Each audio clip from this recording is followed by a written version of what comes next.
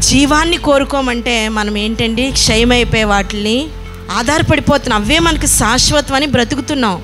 ఎందుకండి మనం జీవాన్ని కోరుకోలేకపోతున్నాము అంటే ఫాల్ట్ మనలోనే ఉంది. దేవుని శక్తిని కోరుకోండి.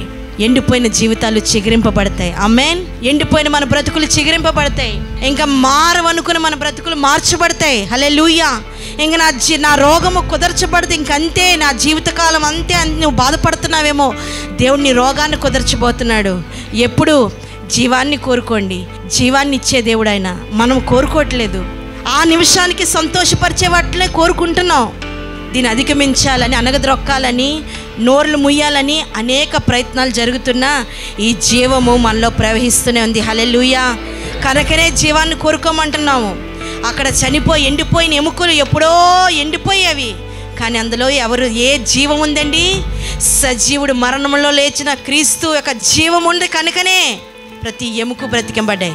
ఈరోజు మన జీవితాల్లో కూడా ఇంకేముంది, అంత అయిపోయింది అనుకుంటున్నావేమో.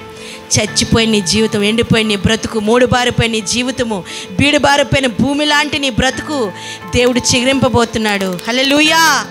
దేవునికి మహిమ కలుగును గాక. జీవాన్ని కోరుకుందాము. మనం అనేక మందిని జీవింపజేద్దాము.